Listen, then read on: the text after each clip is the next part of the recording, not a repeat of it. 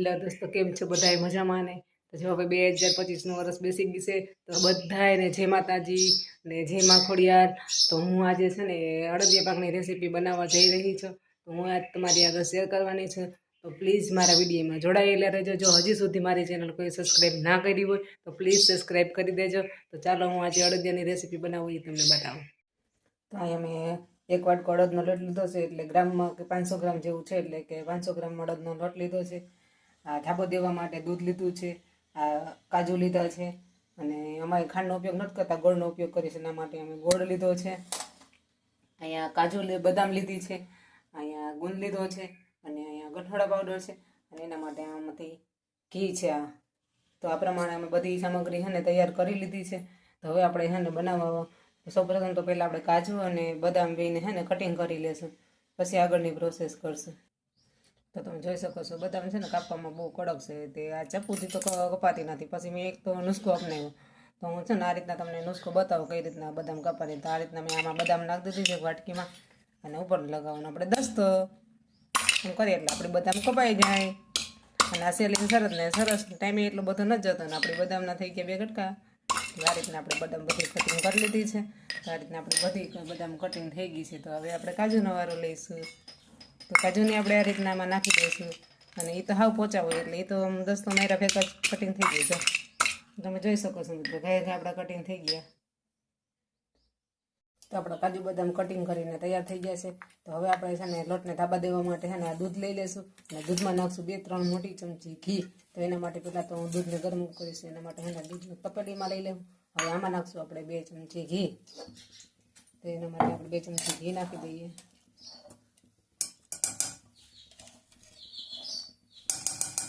હવે આપણે આને ગરમ કરી લેશું.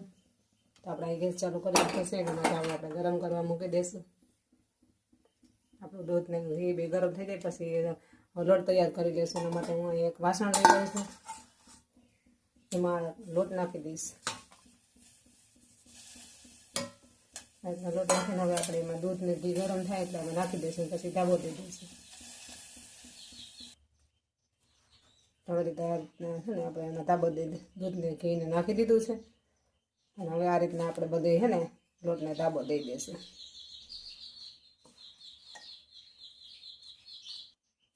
તો આ રીતના આપણો ધાબો દેવાઈ ગયો છે.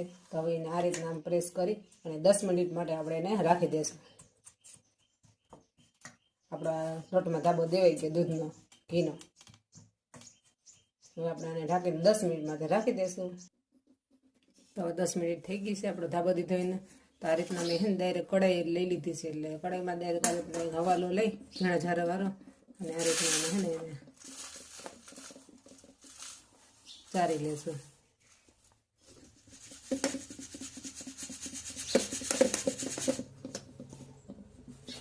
આ બધું આપણે હવાલામાં નાખી અને આ રીતના આપણે બંને ડાયરેક્ટ કઢાઈમાં જ આ રીતના ચારી લેવાનું છે.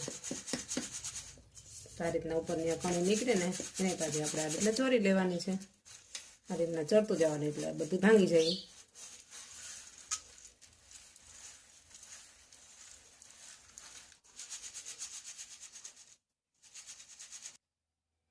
તો આ રીતના આપણું મિશ્રણ બધું ચારી લીધું છે.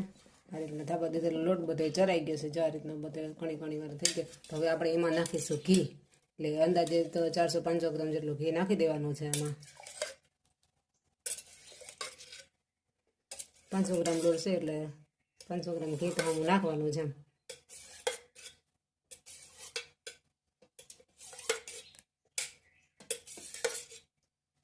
પછી જરૂર પડશે તો આપણે નાખશું. ચાલો આપણું ઘી નાખાઈ ગયું. હવે તો આપણે ગેસ ઉપર મૂકી દીધું છે. તો હવે આપણે આને હલાવી લઈશું.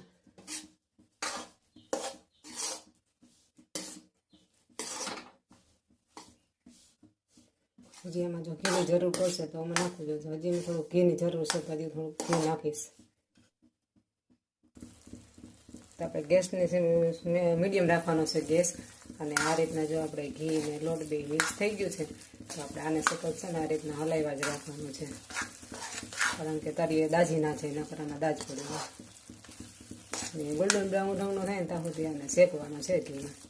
ઘીને લોટ બે અલગ પડી જશે.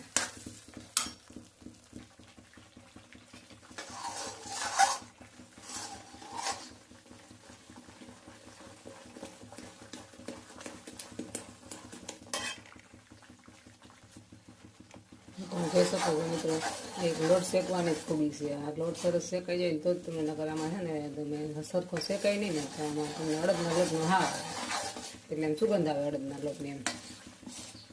એટલે આ છે ને વ્યવસ્થિત આમ શેકાઈ જાય ને લાલ હાવ થઈ જાય ને એવું ઘણી વાર એવો શેકવાનો છે.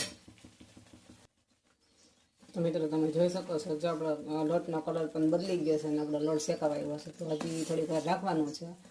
અને જો થોડોક કલર ચેન્જ થઈ ગયો છે, થોડુંક અલગ થઈ ગયું છે, એમ કે આપણે જે ઘી નાખ્યું ત્યારે સફેદ હતું, અત્યારે ગોલ્ડન ઉપર આવી ગયું છે. હજી એને થોડીક વાર શેકવાનો છે આપણે. આ રીતના આપણે થોડીક વાર હલાવ્યા રાખશું. તો મિત્રો તમે જોઈ શકો છો અમારો લોટ શેકાઈ ગયો છે અલગ. અને હવે આપણે એમાં પહેલાં સૌપ્રથમ તો પહેલાં આપણે છે ને ગુંદ નાખશું અહીંયા, કારણ કે હું અહીંયા કાચો ગુંદ ઉપયોગ કરું છું. અને ઘણા લોકો છે ને ગુંદને પહેલાં તળી લેતા હોય પછી એ લોકો નાખતા હોય. મેં ડાયરેક્ટ કાચા ગુંદનો જ ઉપયોગ કર્યો છે, કારણ કે આમાં ઘી છે એટલે એમાં બધે ફૂટી જશે બધું ગુંદ. જે રીતના આપણો ગુંદ ફૂટે છે જો તમે જોઈ શકો છો. ફટાફટ જો આપણો ગુંદ ઉફીને માથે આવ્યો છે. આ રીતના આમાં ગુંદ બધો ઉફાડી દીધો છે.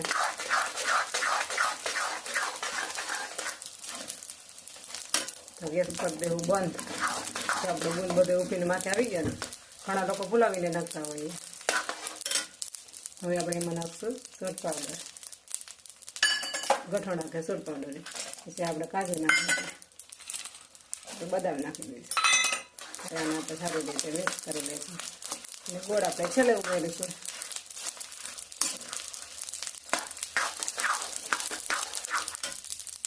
તો અહીંયા મેં ગોળ લીધો છે. હવે આપણે એને ગોળ ઉમેરી દઈશું. ગોળને આ રીતે આપણે મિક્સ કરી દેવાનો છે. ગરમ ગરમ એમાં જ ગોળ નાખી દેવાનો છે. એટલે આ રીતના ગોળ બધો મેલ થઈ જાય. એમાં ઘણા ખાંડમાં બનાવતા હોય, અમે આ ગોળમાં બનાવ્યો છે.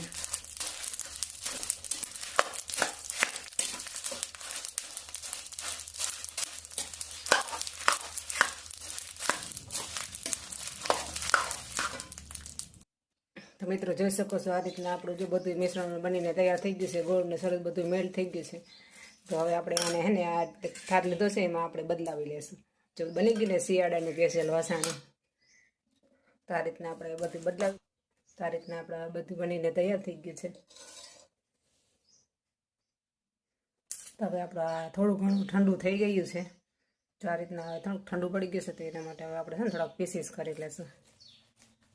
જો જોતા જ મોઢામાં પાણી આવી જાય તે અડદિયા પાક બનીને તૈયાર થઈ ગયા છે.